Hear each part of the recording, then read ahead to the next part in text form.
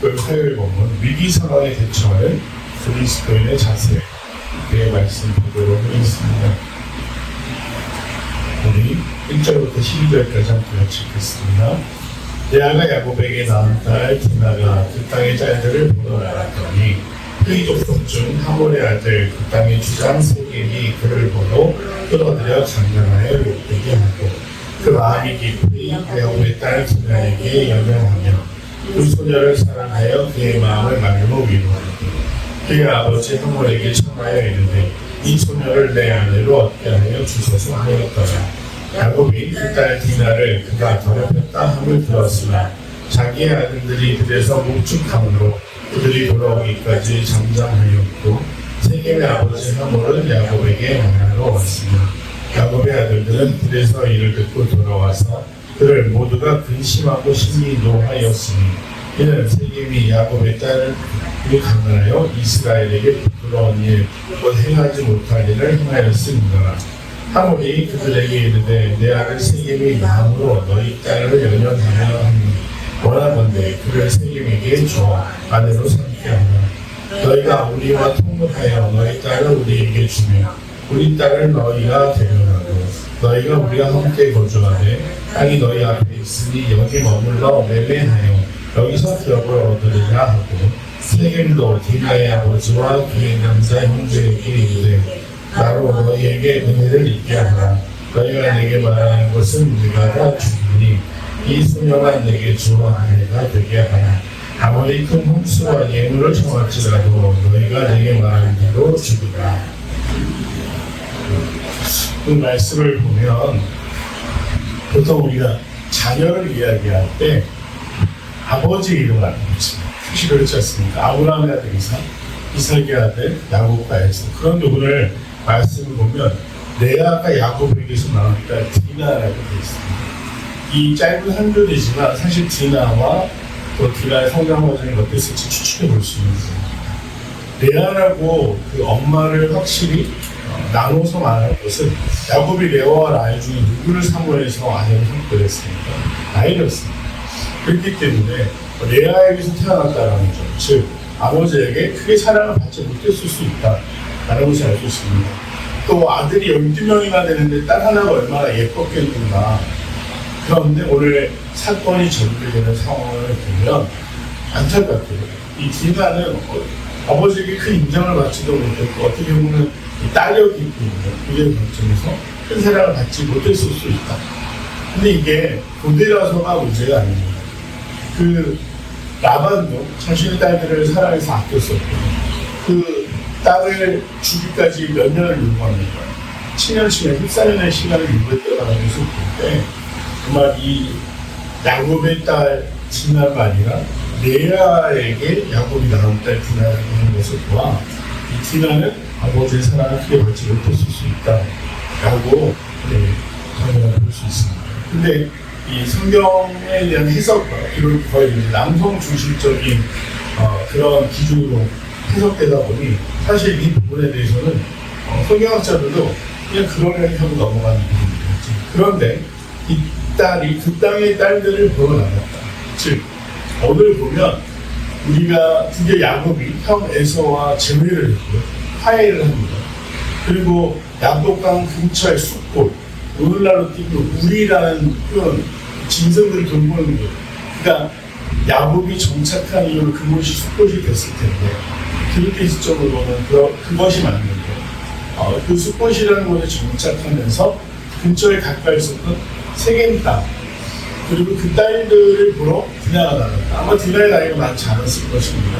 그리고 이제 야곱이 야복강을 건너갈 때 자녀들의 나이를 묻혀보자면 가장 형의 르브벤이 13년에서 15년 사이였을 것이다.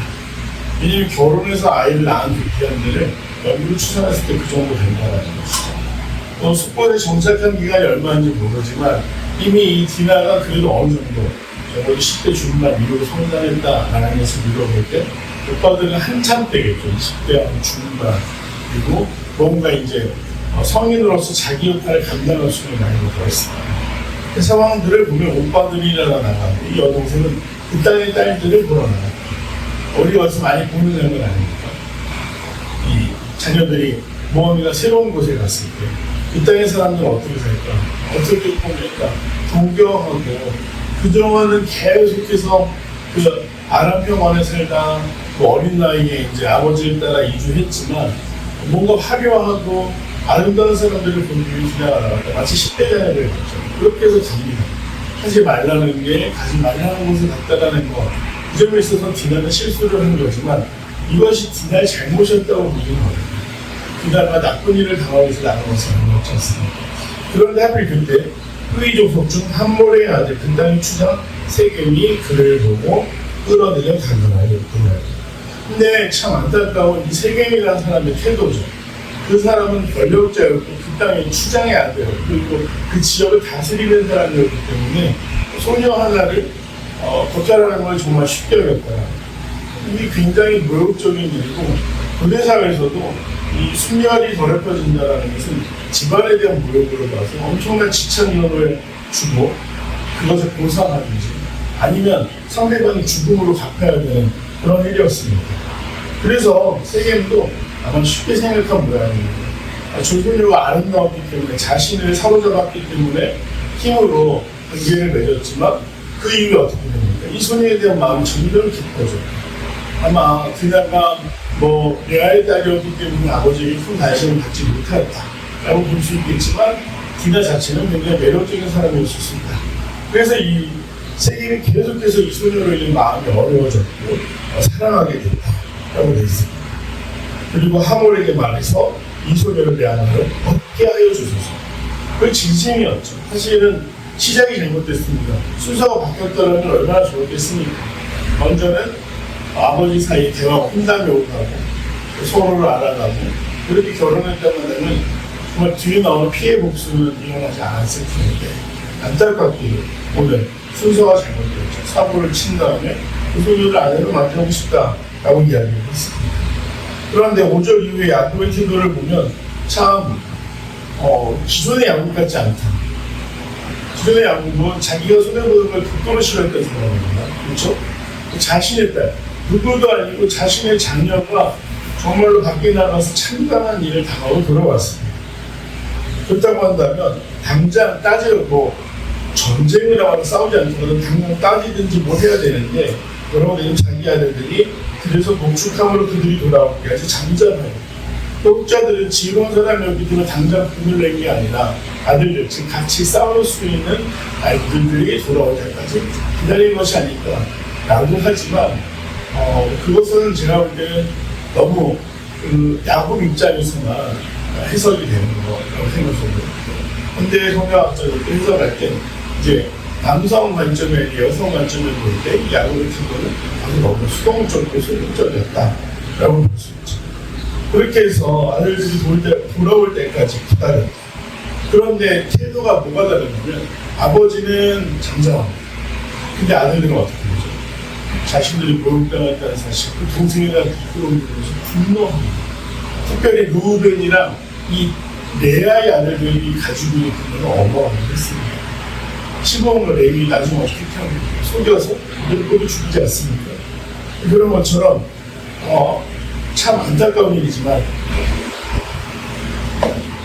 어머니가 내시기만 되는 그런 가정에서 자라고 있는 자녀를 가지고 있는 그리고 우리가 추론해 보면 사실 그 형제들의 사이가 많이 좋은 것도 아니었다는 걸 알 수 있죠. 뒤에 요셉이 당하는 일도 마찬가지지만 이 일로 인해서 아마 제가 볼 때 르우벤이나 시몬 레위 이런 아들들은 굉장히 큰 마음 상처를 얻지 않았습니다.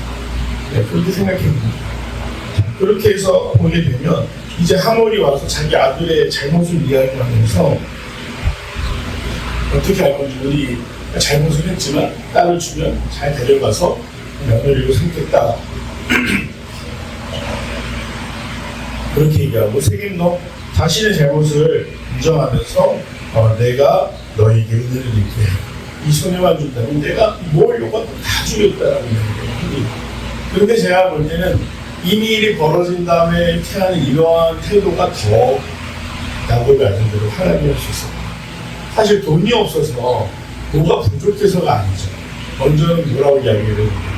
자신이 잘못된 태도를 사과하고 디나의 명예를 회복시킨 적이 있음에도 불구하고 보면 다 자기들이 원하는 것만 이야기하고 있어요. 이 이벤트에 굉장히 참담한 일이 이루어집니다. 안타깝게도 정말 지우지 못했고 당대 영상을 바라보는 시선이 얼마나 폭력적이었는지 알 수가 있습니다. 그런데 이 위기 상황에 대한 그리스도인의 자세라는 것은 야곱이 바로 분노하지 않고 아들들을 기다렸기 때문에 이런 제목을 붙인 것으로 물어볼 수 있지만 사실 오늘 본문의 사건은 굉장히 일어나서는 안 되는 일이에요. 누군가 잘못했기 때문에 누군가 디나가 신중하지 못했기 때문에 벌어지는 일은 아니에요. 우리가 이것을 새롭게 볼 필요가 있습니다. 어제도 어떤 부분에게 중보기도 부탁을 받아서 이런저런 얘기를 저는 얼굴도 한번 못 본 적이 있어요. 그래서 기도하겠습니다 이런 얘기를 했는데 그분 갑자기 자기 어머니에 대한 투병 중이신데 중보기도 부탁하면서 그런데 왜 평생을 착하게 하셨고 열심히 하시는데 자기 어머니에게 이렇게 힘든 일들이 일어나는지 모르겠다 라는 얘기를 하는 거예요. 우리가 살아온 삶의 궤적 때문에 우리가 했던 일 때문에 보상으로 무언가 주어진다고 한다면 인생은 정말 너무나 힘들고 어려운 일들이 어떻게 될 겁니다. 뭘 해서 잘못된 결과가 온다는 거죠. 내가 하나님 앞에 뭐 경건하지 못했거나 죄를 지었거나 아니면 이기적이었거나 순종하지 못했거나 그래서 나에게 재앙을 찾아오는 게 아니에요. 전에도 말씀드렸지만 삶에 그런 일들이 곳곳에 있어요. 누가 그 일을 당하게 될지는 정해지지 않았지만 그 일들이 찾아왔을 때 믿음의 사람은 어떻게 되어야 돼요? 하나님이 어떤 분인지를 신뢰하는 것이죠. 하나님은 그 고난으로 나를 쓰러뜨리기 원하시는 분입니까? 아니면 그 고난 가운데도 위로와 또 나를 다시 들어 올리시는 분이신지를 생각해 볼 필요가 있습니다. 너무나 안타깝게도 이 일을 대하는 야곱의 아들들은 그러지 못했습니다. 그것을 사람의 생각, 자신들의 분노로 끌어들였기 때문에 너무나 큰 일이가 됩니다. 이 말씀을 볼 때 다시 한번 생각할 때 디나가 당한 일은 너무나 참담하고 슬픈 일이지만 그것이 어떤 디나의 잘못이라 무엇의 결과들은 아니었다. 그리고 이걸 살아가면서 겪게 되는 일도 그렇다는 걸 한번 생각하시면서 다시 한번 내용만 차리랑 뒤에 나온 내용을 통해서 말씀 한번 정리하겠습니다. 내용만 차리니까 1번 야곱의 딸 디나가 도탈당하자. 여러분은 어떤 태도를 취합니까? 네. 더럽혔다 함을 들었으나 자기 아들들이 그래서 목축함으로 그들이 돌아오기까지 잠잠하였죠. 이번 히윗 사람 세겜은 자신이 저지른 일을 어떻게 해결하라니까 돈으로 해결하려고 했습니다. 원하는 건 무엇이든 주겠다. 그 소녀만 달라. 이렇게 이야기합니다. 영과 목사입니다. 야곱은 외딸 디나가 거탈당했는데도 침묵합니다. 오늘 전통적인 관점은 지혜롭게 이것을 풀어나가기에 감정적으로 대처하지 않았다라고 보지만 안타까운 것은 야곱의 편에도 일부 작용이 한번 그렇게 우리가 생각해 볼 수 있을 것 같습니다. 4번 베델로 가지 않고 타락한 문화로 동남아 세겜에 머물며 수치를 당하고도 무책임한 모습을 보는 야곱을 보며 무엇을 느낍니까? 진짜 무책임한 모습이죠. 무엇을 느끼냐면 사실은 야곱도 당장 자기가 어떻게 해야 될지 어떤 생각이 서지 못했을 겁니다. 그걸 정말 힘대 힘으로 갚아줘야 될지 아니면 참고 넘겨야 될지 아니면 정말 이들과 말하는 대로 사도를 맺어야 될지. 그런데 하나님의 자손들에게 부탁한 것 그리고 아버지가 자신에게 부탁했던 일이 뭡니까? 너는 이방 사람들 중에서 아내를 맞이하지 말고 너의 삼촌 라반의 집에 있는 자녀들 중에 아내를 맞이하라. 세겜이랑 사도를 맺는다면 하나님의 방법을 아닙니다. 야곱은 굉장히 또 아직 그의 좋은 머리 때문에 고민하며 하나님 앞에 나갔음에도 불구하고 나가지 않고 인간적인 고민을 옮깁니다. 결단과 적용입니다. 최근에 가정과 회사에서 닥쳤던 위기에 미온적으로 대처한 적은 언제입니까? 예수님의 제자로서 문제를 책임감 있게 직면하며 해결하기 구체적으로 무엇을 실천하겠습니다. 우리가 어떤 상황에 미온적으로 대처할 수 있는 그런 때가 있죠. 적극적으로 나서서 변호를 한다든지 적극적으로 뭔가를 주장한다든지 왜 힘들 때가 있습니다. 왜 힘드냐면 한 가지 관계를 얽히기 때문에 특별히 교회의 상황들도 마찬가지고 살다 보면 겪게 되는 일도 마찬가지입니다. 그러나 제일 중요한 게 무엇이냐? 우리가 먼저 하나님의 뜻을 믿는 사람을 바라보기 전에 하나님이 무엇을 원하실까요? 생각해 보십시오. 그래서 오늘 본문을 정리해 보자면 정말 이 일 가운데 야곱이 먼저 하나님 앞에 나갔더라, 기도했더라, 하나님의 뜻을 구했더라, 하나님이 갚아주시지 않았습니다. 그런 생각을 합니다. 아버지가 했던 실수들을 아들들도 동일하게 하게 되죠.